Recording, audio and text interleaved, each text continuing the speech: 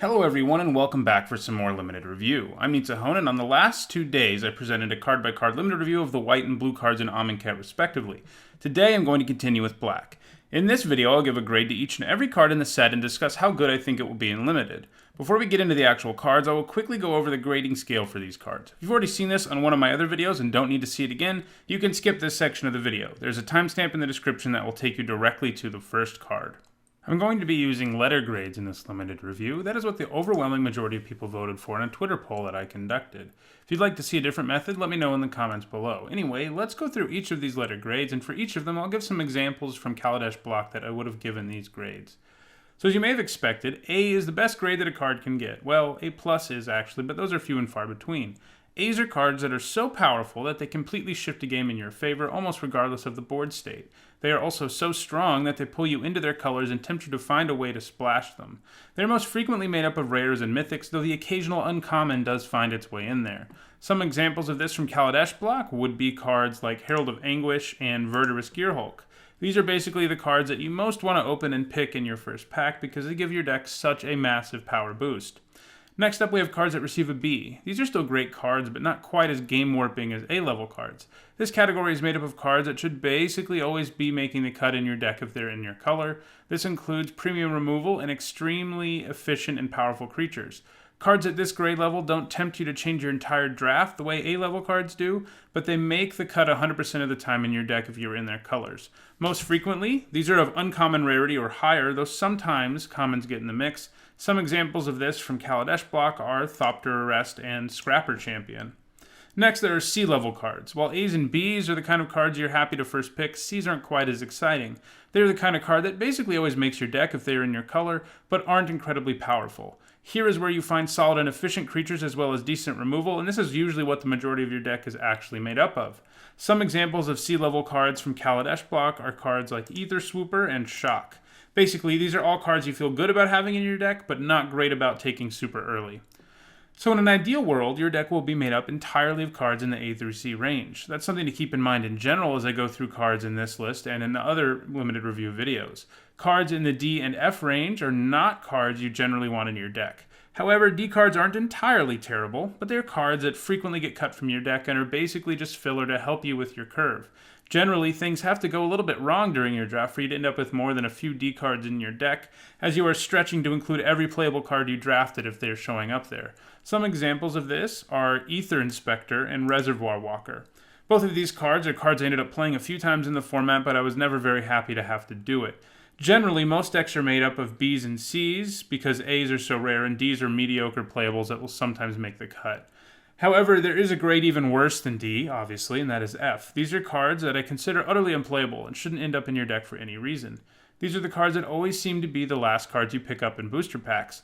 Some recent examples of this would be Gonti's Machinations and Take Into Custody. A few more words on grading. There's some more nuance to it in many cases. I will give some cards a grade range instead of just a single letter grade because some cards are stone unplayable in some decks but become very good if your deck meets certain requirements. A good example of this from Ether Revolt is Efficient Construction. This card just gets a straight F if you have less than 5 artifacts, but if you get to 10 or more, it suddenly becomes a B. These type of nuances show up from time to time while grading cards, and I will draw your attention to them when we run into cards like it. There are also cards that aren't very good main board, but are pretty good out of the sideboard. For these cards, I will give grades based on how good I think the card would be in my main board, but also a sideboard grade that reflects how happy I am to have that card available out of my sideboard. A good example of this is Takedown, which is a D main board, but a B out of your sideboard. Now, let's get started reviewing every single card in black in Amonkhet. Our first card is Archfiend of IF Near, who for 3 generic mana and 2 black mana is a 5/4 flying demon who says, whenever you cycle or discard another card, put a -1/-1 counter on each creature your opponents control. It also has cycling for 2 generic mana. This is the first time we've seen cycling in this particular video, so I will remind you what it does. It lets you pay a cost to discard the card and draw another card. In this case, that is 2 generic mana. Archfiend of IF Near is stupid strong. A 5-mana 5/4 flyer would, on its own, get a card into the high B range because it is so efficient, but the Archfiend does way more than that. Anytime you cycle or discard a card, you get to put a -1/-1 counter on all of your opponent's creatures. That's a pretty insane ability, even if you only pull it off once while he's in play. If you do it more than that, well, then you're really getting there and probably just going to win. He also comes with cycling himself, so if you find yourself in a pinch, like stuck on 2 lands on turn 4 and in desperate need of a land or you're going to get overrun, he can serve that purpose as well. Obviously, this isn't the ideal way to use this big demon, but it does give you an additional option, and that certainly doesn't hurt the card. Archfiend of IF Near is an A- for me. This is because you just aren't always going to get cards with cycling you want to play, and some percentage of the time he will just top out around the high B range. But the more cycling you get, the closer he gets to the A+ range. Definitely a card I would be thrilled to start my draft with, and if I picked up it any later than the first pick, I'd be completely ecstatic. Next, we have Baleful Emmett, who for 2 generic mana and 1 black is a 4/3 crocodile demon with lifelink, and it says, whenever Baleful Emmett enters the battlefield, put a -1/-1 counter on target creature you control. This is the first of many creatures we will encounter, especially in the rest of this video and in the video on green, that involve -1/-1 counters, and I have to say, I think they did an excellent job in the design of these cards, because they can do a variety of things, and it's not something they've ever really done before in Limited, and that feels interesting. Baleful Emmett can come into play as a 3-mana 4/3 with lifelink if you want to put the -1/-1 counter somewhere else, or it can enter the battlefield as a 3-mana 3/2 with lifelink. Both of these are reasonable creatures, though even in the case when you put the -1/-1 counter somewhere else, you aren't exactly blowing things out of the water with a 4/3 lifelinker. It's good, don't get me wrong, but it isn't incredible. Many 3-drops will be able to block and kill it. Baleful Emmett is a solid playable, but really isn't anything special, even for the -1/-1 heavy decks in the green-black color combination, so I'm going to give it a C. Next, we have Blighted Bat, who for 2 generic mana and 1 black mana is a zombie bat that is a 2/1 with flying, and you can pay 1 generic mana to give it haste until end of turn. A 3-mana 2/1 flyer is about what you expect, and this one comes with the useful zombie creature type, which is well supported in this set, especially in the black-white color pair. It has a small additional upside of being able to gain haste, and this will occasionally be relevant, but don't expect it to make this card a whole lot better than your standard 3-mana 2/1 flyer, which is basically just filler. I think this is a black card you neither feel good nor bad about playing, and that's pretty standard for a card that is a C. Next, we will look at Bone Picker, who for 3 generic mana and 1 black mana is a 3/2 bird with flying and death touch, and it also says, Bone Picker costs 3 less to cast if a creature died this turn. This card is really, really good. I was kind of surprised to see it dropped on us with the full spoiler instead of having it get spoiled during the build-up to the full spoiler, because I think this card may even have implications for Constructed. Put all that aside, though, and let's analyze this card for Limited. 3 and a black for a 3/2 with flying and death touch is already good enough for this card to be in the low B range, or at least the C+ range. It can trade with anything and is a solid attacker in the air. But this comes with a bunch more value because of the fact that if a creature died, you can play this thing for 1 freaking mana. That's nuts, and not going to be that hard to make happen. I mean, you're not going to play it on turn 1 or 2, but playing it on turn 3 is fairly plausible. If you attack your 2/2 into your opponents, they just might trade with it, and that's no joke. Staring down a 3/2 flyer on turn 3 isn't where you want to be, but you do want to be the one playing the 3/2 flyer on turn 3. This card is a B+ because of its sheer efficiency and because its fail case, actually paying the full 4 mana, is still a solid card. This is a first pickable uncommon. Next, we have Bontu the Glorified, who for 2 generic and 1 black mana is a 4/6 god with menace and indestructible, and he says Bontu the Glorified can't attack or block unless a creature died died under your control this turn, and he cost 1 colorless and 1 black, and says an activated ability he has that says sacrifice another creature, scry 1, each opponent loses 1 life and you gain 1 life. Of all the gods, Bontu most directly turns himself into an attacker and a blocker, since his ability being used once a turn is enough to make this happen. The others take a little more work than that. He also comes with an evasive ability in Menace, which is really a pain when creature also has indestructible, because you gotta double block it, and both your creatures you're double blocking with aren't actually going to kill it, and they're probably going to die. That said, his activated ability is perhaps the least powerful of all the gods. Though it is costed pretty effectively at only 2 mana, it's also the cheapest ability of all the gods. His ability on its own isn't going to grind you out of game as well as some of the other gods, especially because he has to eat a creature every time you use it. But it is also not going to be crazy to play Bontu on turn 3, use his activated ability on turn 4 to lose a creature who has some value when it dies or goes to the graveyard, and attack with a 4/6 with Menace on turn 4. That's a pretty difficult thing to deal with, and if a deck is well suited to Bontu with lots of Embalm and creature tokens, he is going to get pretty silly and difficult to beat. Unlike the other gods, though, who can be more passively activated, that is, once you reach a certain threshold of something, they become attackers and blockers constantly, Bontu always requires that something has died. This means on defense, you have to do it too, and that means you have to use his ability, or another sacrifice effect, every single turn to keep him swinging. In other words, the upside that he activates himself so easily is also a bit of a downside, because the other gods only ask that you do something like have several cards in your hand, or control a few cards in your hand, or control a certain number of creatures. Once you get there, the other gods are always active, but not bound to. All that said, he is still a great card and worth first picking the majority of the time you see him. His evasiveness, his synergy with the push mechanics in this set such as Embalm, and the fact that you can be swinging away with him on turn 4 all makes him an A- in my book. There are just a lot of caveats that go along with that, but he's a first pickable card. Next, we move on to Cartouche of Ambition, which is 2 generic and 1 black mana for an enchantment aura Cartouche, who says, enchant creature you control. When Cartouche of Ambition enters the battlefield, you may put a -1/-1 counter on target creature. Enchanted creature gets +1/+1 and has lifelink. If you've watched my video on white and blue, you know that I'm relatively high on these 2 cartouches, especially high for me because I normally hate auras. I hate the ones that pump your creatures anyway, and recommend against playing them in limited because it is far too easy to get blown out.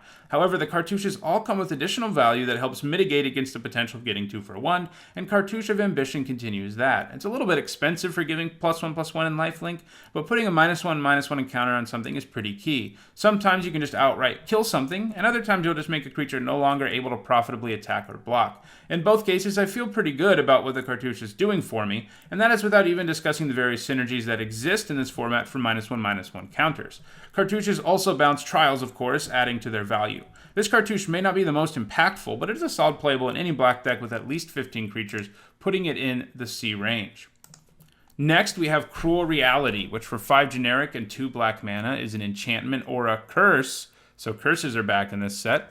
And it says enchant player. At the beginning of enchanted player's upkeep, that player sacrifices a creature or planeswalker. If that player can't, he or she loses 5 life. This card looks like a really fun way to win a game, and it probably is, but it isn't going to win very many of them. If I'm paying 7 mana for something, I want it to be more impactful than this is. Paying 7 for an edict effect on my opponent every turn is terrible, and yes, eventually it starts eating into their life, but it is going to take too long, especially because you just spent 7 mana on an enchantment that doesn't have a major impact on the board state until several turns down the road. Cruel Reality will probably have a home in the controlliest of control decks that can actually make the game last as long as they want thanks to a plethora of removal and good blockers, but it is going to be terrible in just about every other deck. I give this card a D-, and it isn't really that far from being completely unplayable thanks to its prohibitive cost. Next, we have Cursed Minotaur. For 2 generic and 1 black, it is a 3/2 zombie Minotaur with Menace. This color-shifted Boggart Brute is nothing special, but a 3 mana for a 3/2 Menace is a solid deal, and a 3-drop I would be happy to play in basically any black deck. It is also helped by the zombie creature type, which is supported to some degree in this format. Not a whole lot more to say about a card this boring, don't take them early, but be happy to pick up a quality 3-drop for your deck in the latter half of the pack. The Minotaur gets a C from me. Next, we have Dispossessed. 2 generic and 1 black mana for a sorcery. It says, choose an artifact card name. Search target opponent's graveyard, hand, and library for any number of cards with the chosen name and exile them. Then that player shuffles his or her library. Well, here it is, everyone. The worst card for limited in the entire set. Clearly placed here for constructed purposes, perhaps as a way of reeling in Aetherworks Marvel, Dispossess is horrendous. Already, cards that ask you to name any card and exile all copies of it from your opponent's library in hand are horrendous and limited, but this is even more limited because you can only name artifacts. There aren't that many playable artifacts in this set, folks. The reason cards like this are already terrible is because in limited it is hard to have enough information to effectively use a card like this one, and because building your board is really important in most limited formats. Paying 3 and not affecting the board at all, and probably not even your opponent's hand or library at all, is very bad. And again, this can only hit artifacts, making it even worse. If you ever decide to play this card in your limited deck, I will be coming after you. This is an F-. That's right, I'm willing to pull out the minus out here. I just want to illustrate how utterly unplayable this card is. Next, we have Doomed Dissenter, who is 1 generic and 1 black mana for a 1/1 creature human, and looks like a little bit like Nicolas Cage, I think. I just noticed as I'm recording this. But he's a 2 mana 1/1, and that's pretty bad. But he also says, when Doomed Dissenter dies, create a 2/2 black zombie creature token. 2 mana 1/1s are bad, but this one comes with a decent death trigger by giving you a 2/2 zombie token.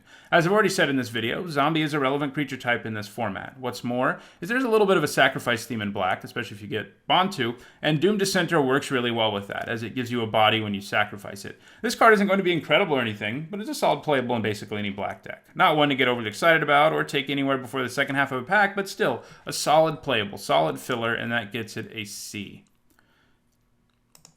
Next, we look at Dread Wanderer, who for 1 black mana is a 2/1 zombie jackal, and he enters the battlefield tapped, and he has an activated ability that says 2 generic and 1 black mana, return Dread Wanderer from your graveyard to the battlefield. Activate this ability only anytime you can cast a sorcery, and only if you have 1 or fewer cards in your hand. Creatures that can come back from the graveyard over and over again are nice, and they usually can't block. This one can, though you have to wait a turn because he comes into play tapped instead. He also asks you to not only pay 2 and a black to bring him back, but you also have to have 1 or fewer cards in your hand when you do it. Dread Wanderer is a nice early game 1-drop who can get in for some damage, and in the late game a solid mana sink that can keep coming back and making your opponent's life a little more difficult, even if all he's doing is chump blocking. All that said, the power level of this card isn't enormous since it is only a 2/1, and while I think most black decks would be happy to have this guy on board, I don't think taking him early is wise, and I don't think he is a massive upgrade over other low-curve creatures in this format, so I'm going to give him a C. Next, we have Dune Beetle, who for 1 generic mana and 1 black is a 1/4 insect creature. 2 mana for 1/4 worth of stats actually does a pretty good job on the vanilla test. That's a pretty great blocker. However, it isn't good at doing anything else. It is a solid 2-drop though, and that can block most of the 2 and 3 drops in this format, and that is enough for it to be a card that I feel okay about having one of in my black decks. However, I would cut him for a lot of other 2-drops in the set unless I was a deck really looking to block effectively on the ground. Obviously, the Beetle is also pretty filthy out of the sideboard against opponents playing a lot of X1s, so keep that in mind. In the end, I give this Beetle a C- thanks to its impressive stats for its cost, but there's certainly better 2-drops out there.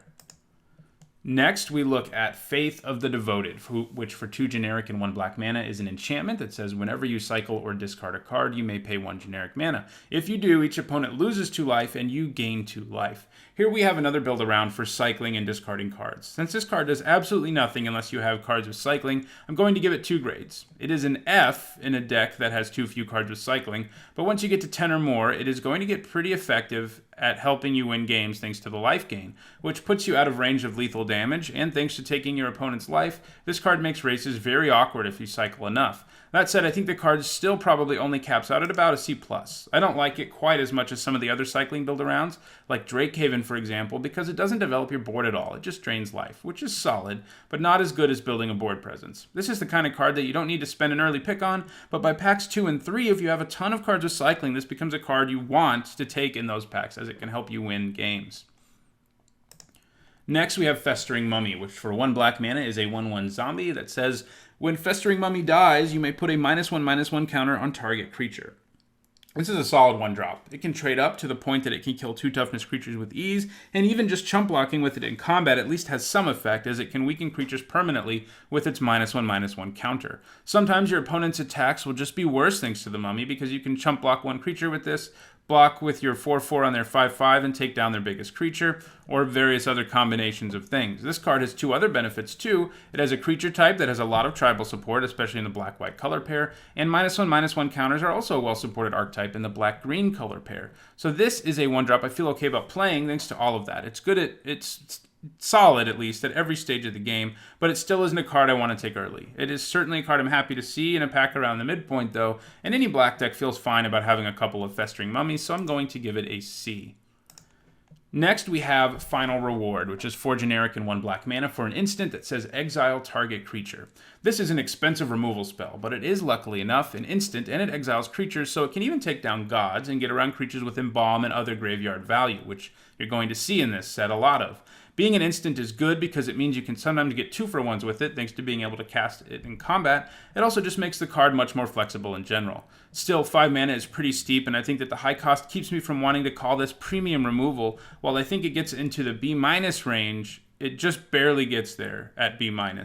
In a weak pack, it is an okay first pick, but if I'm first picking Final Reward, I'm not super stoked with the way things have started. Picking it up around pick 3 or 4, though, feels pretty good. Next, we have Gravedigger, who for 3 generic mana and 1 black is a 2/2 zombie that says when Gravedigger enters the battlefield, you may return target creature card from your graveyard to your hand. Ah, Gravedigger, a card I've loved in every format it has been printed in. This time, though, it's been pushed all the way up to uncommon, and probably for good reason. Anytime Gravedigger has been around, he has been one of black's best commons, and in terms of limited power levels, probably better to have him at uncommon. What makes Gravedigger so good? Well, the fact that it can pretty easily be a 2-for-1. The Gravedigger gives you a 2/2 who can trade for an X2 and gets back whatever creature card from your graveyard you want when it comes into play. If you have him in your opening hand, he makes trading your 2-drop for your opponents a lot more attractive, since you just get your 2-drop back later. In the late game, he can do filthy things, like get back the biggest bomb in your deck that your opponent managed to kill. Because he is good at basically every phase of the game, Gravedigger is a high-quality card that will bring lots of value your way if you play him, and he's a zombie, a creature type that I've mentioned is well supported in the black-white archetype. I give Gravedigger a B-. Don't take him with your first couple of picks, but by pick 4 or 5, I would be happy to snatch this guy up. Next, we have Grimm Strider, which for 3 generic and 1 black mana is a horror and a 6/6, and it says, Grimm Strider gets -1/-1 for each card in your hand. Grimm Strider is an interesting card, and I think it is better than it looks at first blush. If you're just curving out, chances are your Strider will be about a 4-mana 3/3 on turn 4, which is pretty bad, but as the game goes on, he's going to get larger and larger, and he'll be able to attack as a 4/4 on the next turn. It is one of the largest things there is in this format at common or uncommon, so by the time you're in top deck mode, this thing is a real force to be reckoned with. That said, the Strider takes some time to get up to that 6/6 size and limits your ability to play card draw spells because of the lack of synergy with them. Still, the black-red deck seems to be very focused on discarding cards and emptying your hand, so I think it's going to have the best home there, and I think this card has enough potential to come in as a C+. You don't want him early, but he's a decent black 4-drop you can take by the middle of the pack for any deck really, but he's going to be at his best, of course, in a black-red deck. Next, we have Horror of the Broken Lands, which for 4 generic and 1 black is a horror and a 4/4 that says whenever you cycle or discard another card, Horror of the Broken Lands gets +2/+1 until end of turn, and he himself has cycling for 1 black mana. Horror of the Broken Lands is yet another card that synergizes with cycling and discarding cards. 5 mana for a 4/4 isn't very good, but the fact that this can get pumped at instant speed by cycling or discarding cards makes it interesting. What's more, unlike some of the other cards with cycling synergies, the fail case here isn't just that you have a completely useless card in play. It's just that you paid a little too much for a 4/4, so that makes the floor of this card much higher than, say, Drakehaven or Faith of the Devoted. That said, his ceiling isn't as high as either of those cards. He's going to be a creature that is difficult to block thanks to the potential for pumping him at instant speed, and a difficult creature to just take in the event you can pump it a couple of times in a turn and are suddenly doing 8 damage to your opponent's face. It also has cycling, so in the early game you can pitch it if you're trying to draw a land or something. I think this is basically a C in your average black deck, and it pushes into a C+ range when it is paired with blue or red, which is where the most cycling can be found. Next, we have Lay Bare the Heart, which for 1 generic and 1 black mana is a sorcery, and it says target opponent reveals his or her hand. You choose a non-legendary, non-land card from it. That player discards that card. I'm not a big fan of discard spells in Limited. They can be good in your opening hand when you can use them to disrupt your opponent's game plan, but as the game wears on, they tend to get worse. This is because your opponent's hand gets smaller, and they may no longer be holding anything you can hit with Lay Bare the Heart. Admittedly, this discard spell has a broad number of things it can hit, but when your opponent has 2 lands in their hand, and when you draw this on turn 7, that's pretty ugly. Because of the diminishing returns on a card like this, I think as a main board card, it gets a D. You'll play it if you have to, since it will be a 1-for-1 a decent amount of the time, but it is better as a sideboard card against opponents who have extra card draw and big bombs that you want to get out of your way before they hit the table. Basically, if your opponent's holding onto cards for longer, Lay Bare the Heart gets better. Even out of the sideboard, though, I don't think it's an excellent card, topping out as a C. Don't take these early, take them late and be happy to have them for your sideboard. Next, we have Liliana Death's Majesty. For 3 generic and 2 black mana, you get a Planeswalker Liliana with 5 loyalty, who has +1 ability of create a 2/2 black zombie creature token, put the top 2 cards of your library into your graveyard. She has a -3 ability of return target creature card from your graveyard to the battlefield. That creature is a black zombie in addition to its other colors and types. And finally, it has -7, Liliana does, to destroy all non-zombie creatures. So this Liliana can't kill creatures as easily as most Lilianas, but she protects herself pretty effectively by making zombie tokens. She also starts at pretty high loyalty, further protecting her. She also stocks your graveyard, an effect that isn't bad even in a vacuum in this format because of all the cards with Embalm and other graveyard-related abilities. However, she's also stocking your graveyard for herself. Her powerful -3 ability allows you to return a creature card from your yard to the battlefield. She can actually do this the turn she comes into play if you already have a powerful creature there, and that's a pretty awesome effect. Eventually, with her ultimate, she can blow up a bunch of creatures, other than zombies, which all the other creatures related to her abilities will be zombies, so that's some good synergy. Her -7 is also a little more weak than you would think, though, in this set because of the fact that most decks will have some zombies in them. So you won't always be wiping your opponent's board, and that's because of the embalm mechanic. All that said, Liliana does everything a good planeswalker needs to do. She protects herself, either with a zombie token or a big reanimated zombie from your graveyard, and she has a game-changing ultimate. That puts her in the A range. It's a card that you'd be happy to first pick every single time you see it. Next, we have Lilianas Mastery, which for 3 generic and 2 black mana says zombies you control get +1/+1. It's an enchantment, I should have mentioned. And it says when Lilianas Mastery enters the battlefield, create 2/2/2 black zombie creature tokens.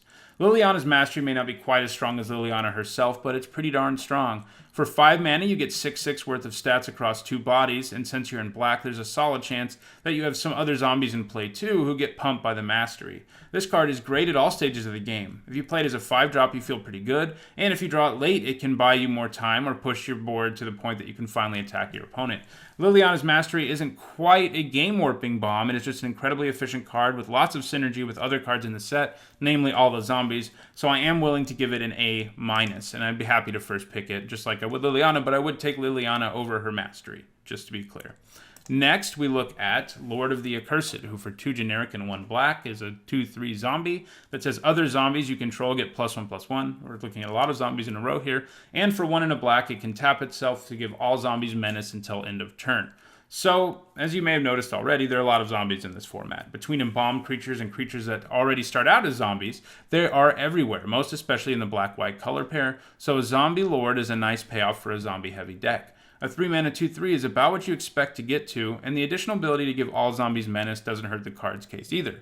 This is a card that deserves a couple of grades because its power level will be variable. As a 3-mana 2/3 in a typical black deck, which is going to contain a handful of zombies, the Lord is probably only a C-.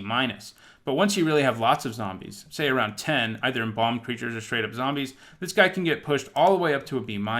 He isn't a great early pick because you never know if you'll get enough zombies, but if you find yourself with a stack of zombies, even after pick 1, Lord of the Accursed becomes a first pickable card by your second pack.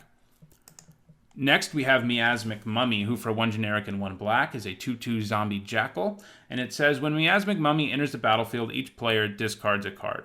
I don't like this card very much. I think the idea is that you can discard a card that gives you some value when it is in your graveyard, or discard when you have a card in play that gives you a bonus when you discard a card. The problem here, though, is that your opponent can abuse those things just as easily as you can in this format, and because of that, Asmik Mummy's ability to force both players to discard is going to be a liability some of the time.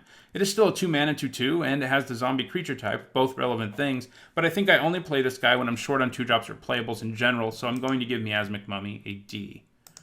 Next, we have Nest of Scarabs, which for 2 generic and 1 black mana is an enchantment that says, whenever you put 1 or more -1/-1 counters on a creature, create that many 1/1 black insect creature tokens. Nest of Scarabs is obviously a build-around card, and because of that, I will present 2 different grades for it. One of these is what I would give it in your average limited deck, and the other is what I would give it in a deck that is ideally built for Nest of Scarabs. Nest of Scarabs is a payoff, obviously, for -1/-1 counters, and there are a bunch of those in this set, especially in the green-black color pair. But your average limited deck still isn't likely to have more than 4 or 5 ways to make -1/-1 tokens, and in a deck like that, Nest of Scarabs is just a straight F. However, if you happen to have a deck that is filled to the brim with ways to make -1/-1 tokens, especially cards that can produce more than 1 -1/-1 counter token at a time, note that this makes a number of insect tokens equal to the number of -1/-1 counters, and not just an insect every time you put counters on something. The card becomes way more playable, though, if you have 10 ways to do that. If you have 10 or more ways of putting -1/-1 counters on things, I think it gets pushed into the C+ range. It still isn't something absolutely incredible in decks that can really use this. For one thing, you have to pay 3 mana to not affect the board at all when your opponent is perhaps curving out and the creatures that it makes aren't evasive or powerful really in any way, so winning with them won't be easy. You just have to swarm your opponent. However, they can definitely swarm the opponent and effectively block for a long time, especially when you are making 3 or more insects at a time. Basically, this is the kind of card that you don't want to take early and try to build around in pack 1. It just isn't powerful enough for that. But if you see one really late, it is worth taking a flyer on to see if maybe you end up with enough -1/-1 counters in your deck. And if by pack 3 you're looking at your deck and your deck is loaded with these counters, this card suddenly becomes a card you were after. Next, we have Never to Return, which is a card with the Aftermath mechanic, meaning it's 2 cards in 1. First, the Never side is for 1 generic and 2 black mana, destroy target creature or planeswalker. The return half has Aftermath, which means you can cast that half from the graveyard but not from your hand. And the return half says, exile target card from a graveyard. Create a 2/2 black zombie creature token.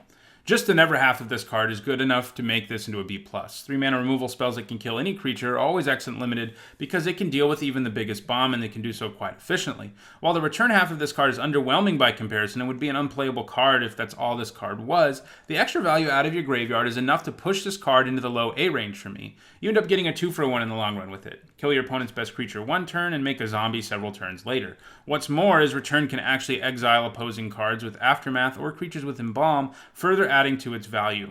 This is a great card to start your draft with, and I'm giving it an A- because of that. Next, we have Painful Lessons, which for 2 generic and 1 black mana says target player draws 2 cards and loses 2 life. We've seen a version of this card in basically every limited format for, I feel like, 3 years. And this version is an okay card. 3 mana to draw 2 and pay 2 life is fun, but it isn't great. This version of the card can also target the opponent, it's worth noting, meaning sometimes if you want to get your opponent's last 2 life, it has that added flexibility. That said, I usually find myself cutting this type of card about half the time, and for me, to play it, my draft has to have gone pretty badly, and I have to be short on playables or playing a very dedicated control deck. That's a textbook version of a D card, although I am willing to push it up to a D+, because it's not going to be bad in control decks, and that's what I'll give it, a D+. Next, we have Pitiless Vizier, who for 3 generic and 1 black mana is a 4/2 Minotaur cleric that says whenever you cycle or discard a card, Pitiless Vizier gains indestructible until end of turn. Of all the common payoffs for cycling, this one is my favorite. 4 mana for a 4/2 isn't great, but it's not terrible either on the vanilla test. That means that even in a deck that didn't get an ideal number of cards with cycling, he will still be playable, assuming you have like 3 to 5 cards with cycling. But man, when you get enough cards with cycling, he gets insane. As a 4/2, your opponent won't be able to set up good blocks on this very often, at least not if you can make him indestructible. The same is true if you find yourself having to block. Your opponent really has to think twice about attacking into a 4/2 that might turn indestructible. Like Horror of the Broken Lands, this card is a reasonable floor even if you only end up with a few cards with cycling. Your opponent won't know that you only have a few, by the way, but they will have to honor the fact that Vizier can be indestructible anyway, and that's something to keep in mind. This has a very good ceiling if your deck has a critical mass of cards with cycling too, and I'm going to give this card a C+. It's not the best pickup early, but it becomes a pretty solid pick partway through pack 1, and if you have a bunch of cycling, I think this is one of the better commons you can pick up. And in a cycling deck, he probably does push into the B- range instead of just a C+. Next, we have Plague Belcher, who for 2 generic and a black is a zombie beast who is a 5/4 with Menace. And it says, when Plague Belcher enters the battlefield, put 2 -1/-1 counters on target creature you control. Then it says, whenever another zombie you control dies, each opponent loses 1 life. Again, I really love these creatures that come into play and put -1/-1 counters on your creatures. They allow for some really interesting in-game decisions and flexibility. With Plague Belcher, for instance, if he's alone, you obviously have to put the 2 counters on him, in which case you have a 3 mana 3/2 with Menace, which as we saw with Cursed Minotaur just earlier on in this review is a fine card. I gave it a C, and this card comes with some added zombie synergy on top of that, so even its worst case scenario is better than a solid playable in Cursed Minotaur. If you happen to have another creature in play, though, you could put the counters on it, and this card effectively becomes a 3 mana 5/4 with Menace that has sacrifice a creature when this comes into play. There are going to be games where Plague Belcher goes unanswered on turn 3 as a 5/4 with Menace and just destroys people. Getting the double block into place isn't always easy, especially if he's backed up with removal. Oh, and I mentioned all of this without even mentioning the -1/-1 counter playoffs in this set, or the fact that he has a very useful creature type as a zombie. All in all, this card is a B, a card I would be happy to play in every black deck, and one that is going to be first pickable a decent amount of the time. Next, we have Ruthless Sniper, who for 1 black is a human archer who's a 1/2, and he has whenever you cycle or discard a card, you may pay 1. If you do, put a -1/-1 counter on target creature. This is an interesting card because it sort of bridges 2 different archetypes, black-green -1/-1 counters and blue-black cycling. Putting -1/-1 counters on creatures every time you cycle and are willing to pay 1 generic mana is pretty nice.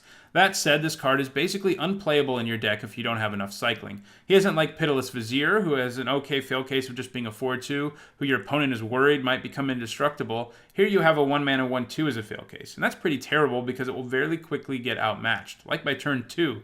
That said, your opponent does have to worry constantly about the fact that you might be able to weaken their creatures, but that's not a scary enough thing for players to stop attacking you. I give this an F in a deck that doesn't have a decent amount of cycling. You just shouldn't play it if you don't get there on cycling. 1 mana 1/2s are bad and limited, and that's all it will really be. But it gets a C plus in a deck that manages to get 10 or more cards with cycling, where you can really turn this into a way to quickly weaken your opponent's creatures. Next, we have Scarab Feast. Next, we have Scarab Feast, which for 1 black mana is an instant that says, exile up to 3 target cards from a single graveyard. It also has cycling for a single black mana.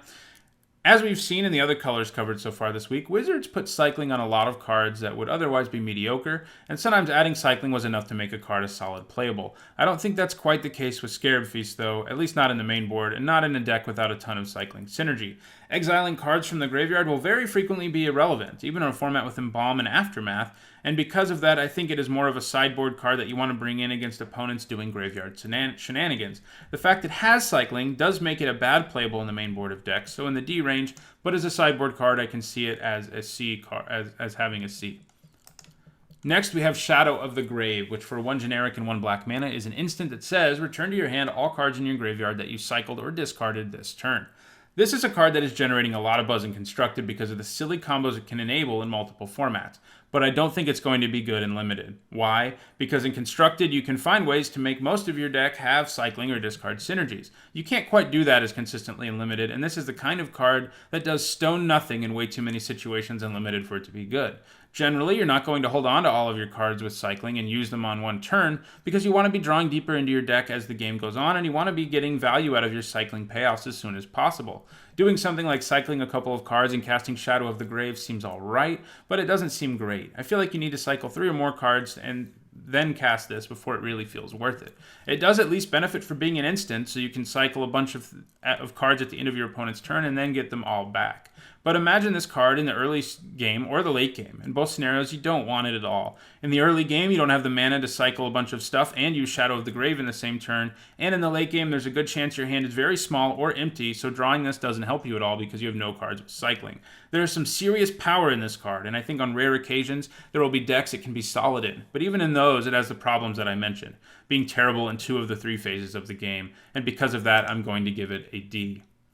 Next, we have Soul Stinger, who for 3 generic and 1 black mana is a 4/5 Scorpion Demon, who, when he enters the battlefield, puts 2 -1/-1 counters on target creature you control. He also says, when Soul Stinger dies, you may put a -1/-1 counter on target creature for each -1/-1 counter on Soul Stinger. As I've already noted, I love the design on these creatures that come into play and put -1/-1 counters on things, just because the design space has never really been done before and they allow for flexibility. Soul Stinger is a good example of this. He can be a 4-mana 4/5 if you decide to put the counters elsewhere, and that's pretty good. But Soul Stinger is also pretty good as a 4-mana 2/3, because when it dies, you get to move the 2 -1/-1 counters you put on it to another creature, which will generally mean your opponents. This can open up the potential for 2-for-1s against boards with a lot of X2s, so he's basically a split card with a lot of flexibility, either a 4-mana 4/5 or a 4-mana 2/3, who when he dies puts counters on things. This card is solid even without mentioning the synergies that there are for -1/-1 counters, especially in the black-green color pair. Soul Stinger, I think, is one of the better black commons in the set. I'm going to give it a C+. I'd be willing to take it around pick 6 or 7. Next, we have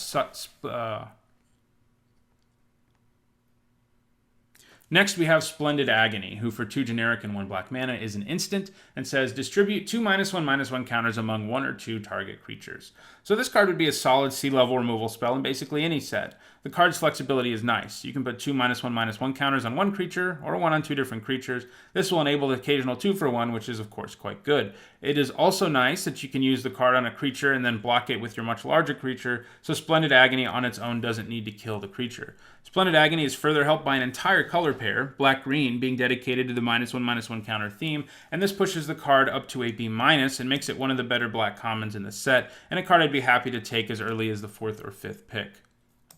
Next, we have Stir the Sands, which for 4 generic and 2 black mana is a sorcery that says create 3 2/2 black zombie creature tokens, and it also has a cycling cost of 3 and a black, and says when you cycle Stir the Sands, create a 2/2 black zombie creature token. I like this card a lot. You can look at it as a split card if you want to, as you can with most of these cards that do something when they cycle. On one side, you have a 6-mana sorcery that makes 3 2/2 zombie tokens, and on the other, a 4-mana instant that makes a 2/2 zombie token and draws you a card.